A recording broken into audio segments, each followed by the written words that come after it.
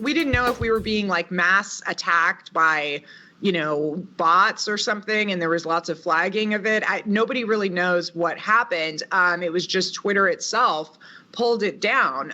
Nothing else was attacked. Nothing else had a problem. It was very weird because there was no warning, and it wasn't a temporary suspension. It was full on suspended. There was no this is for 12 hours, this is for whatever. And a lot of people like yourself are saying that they watched the movie because they heard it was banned. So maybe Twitter made a mistake there. What is this film about? What is the plot against the president about? Well, it is somebody said it best the other day where they said it sums up the Russiagate corruption, lies, and disinformation that took place over 4 years in 90 minutes, which is the point, not just because people have been forced by the media to believe something that isn't true and then to forget that they were told to believe that. That's the other thing that's happening is the media is telling us, they're pretending that they didn't just engulf the country in a fake story for 4 years, which is amazing. I mean, we are a victim of our own intelligence community's disinformation tactics, and I don't think people have really recognized that or talked that. And it's a very dark day for America. It's basically like being bombed by our own aircraft carriers. That's what happened. Because when you take that 30,000-foot step back and you can see all the moves at once, you see the chess moves. When you're in the war, when you're in the trenches, and the media is coming at you every day with one story or another, and then the counter story is coming out. Oh, there's a declassified document that says this wasn't true. The only person tracking it is like a Catherine Herridge who's sitting there with the highlighter and able to like have a flow chart on the living room wall telling you, what's true, what's not, what happened. And the average person needs to be able to take a step back and see the whole thing. And when you see the whole thing, you see the intent of certain characters and you see the results of certain stories and certain events, and you see the importance of things in a larger map. It's kind of, you see the grand chessboard. I mean, I don't know how they sleep at night. The man is, I can't think of a better person who has, who's in any way at all involved in politics. I cannot believe the shamelessness of the media to continue to drag his name through the mud. And then you see these little uninformed, idiotic trolls on social media, and even frankly, a lot of them have their own television shows, saying things like calling this man a traitor and saying things that they don't even know what they're saying or what they're referring to. They're just repeating it. And that's scary because that is how, if we've ever wondered how countrywide horrific situations happen, like, Stalin, Hitler, things like that. You see these situations and every high school student has sat there and asked themselves, oh, well, what would I do in that situation? Would I believe the mob and go along with this horrible thing and persecute people who are not guilty? Or would I stand up and do something or think for myself? And everyone thinks they're going to stand up and think for themselves. And then you look at this and you're like, I mean, these people just repeat what they hear on television. I had a pretty solid tinfoil hat back in 2015 and 2016, and it's only grown. My tinfoil hat is very large now, so I don't understand how anybody could trust these institutions. I don't trust them at all, and that's not that's not on me. That's what they've done in the last 4 years. So, yes, it's really terrible. There's this critical moment in the film, and this is, of course, in Lee Smith's book that forms the basis of the film in the first place. You have one of the heroes of the story is Kash Patel, right? This Justice Department guy who knows how the system works.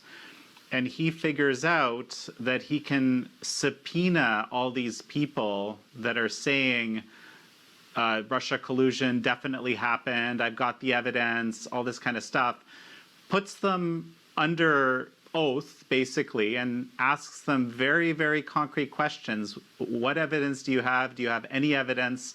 I mean, I think there's 3 questions in there, and 65 out of 65 come up with nothing, even though in public and on the air, like you mentioned in the media, they're saying all sorts of things, all sorts of sometimes very terrible things. But then when it comes down to it under oath, nada. Yeah, and that's the interesting thing about that is that it's not just that they said it in public and who said it in public. These are the heads of the agencies that would know that. If any American in government had that information and had any provable information about the Trump campaign or the Trump administration being connected to Russia, these are the agencies and the people who would have it. So let's talk about the censorship question. I mean, you've actually sort of been in the middle of it now, having had your account suspended of the film. I think the film came out, and correct me if I'm wrong, somewhere around the time when the Hunter Biden laptop story dropped. Of course, it was kind of like an October surprise. I don't think anyone doubts that. But what happened was, in some ways shocking to many, which was that in social media with Twitter, Facebook suppressed the story. Twitter, actually prevented the account of the New York Post from posting any further.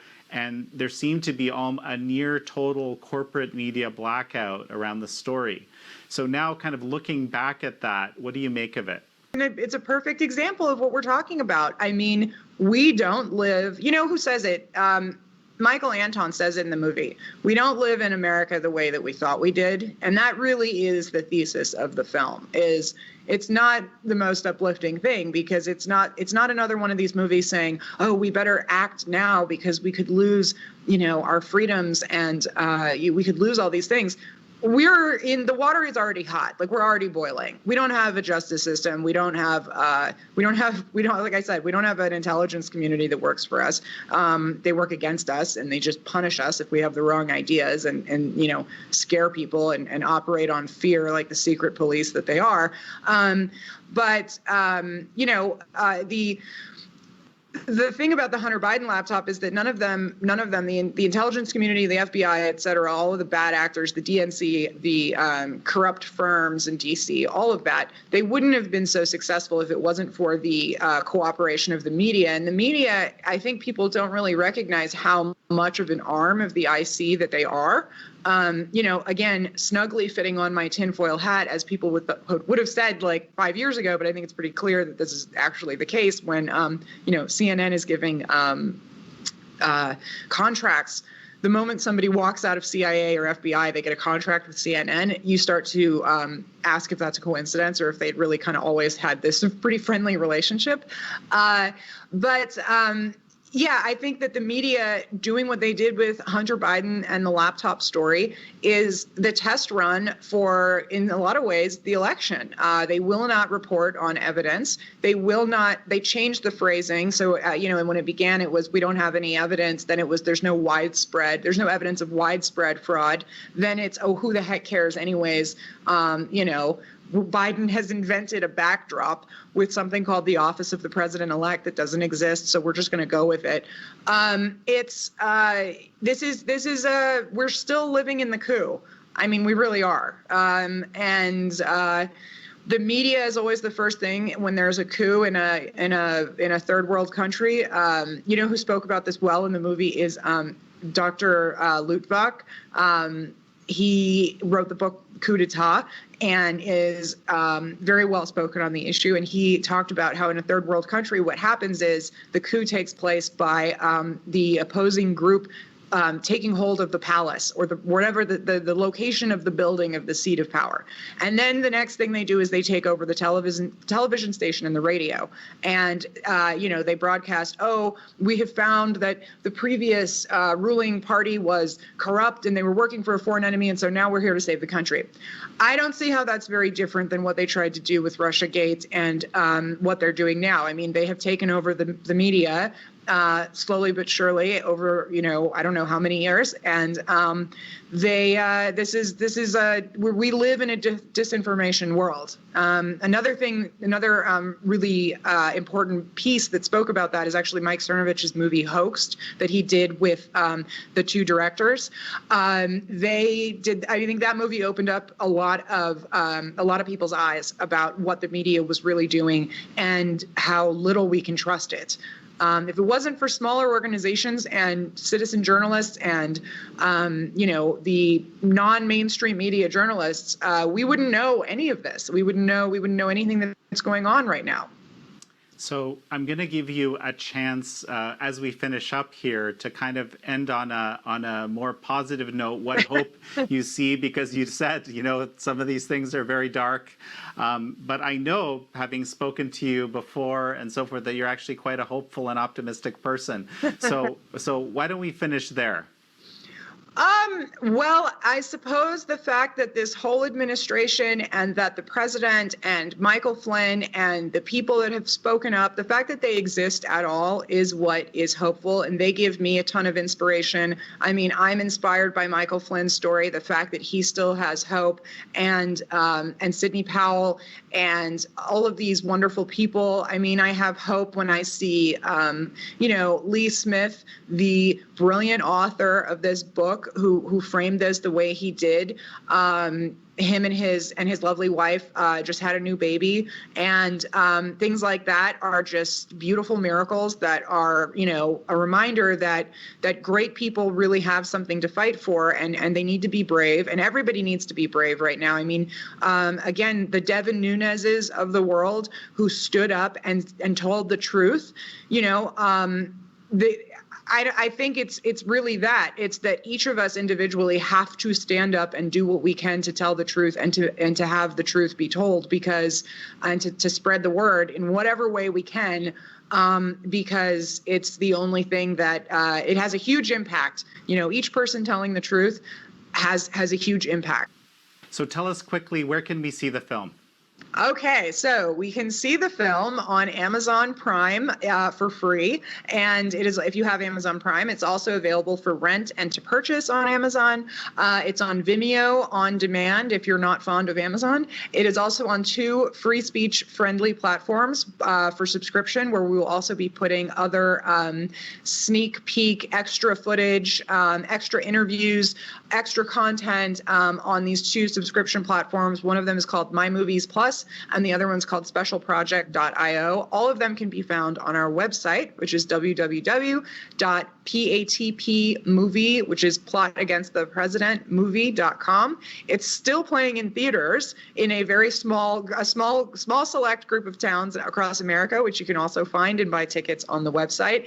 And it is now available for pre-order DVDs at Walmart.com, Walmart stores, Target.com, Target stores, and soon on Amazon. And it will make a very wonderful holiday gift for your family and your anybody who you want to see it. So it's widely available. Well, Amanda Milius, such a pleasure to have you on. Thank you so much for having me. This was wonderful. I'm a big fan.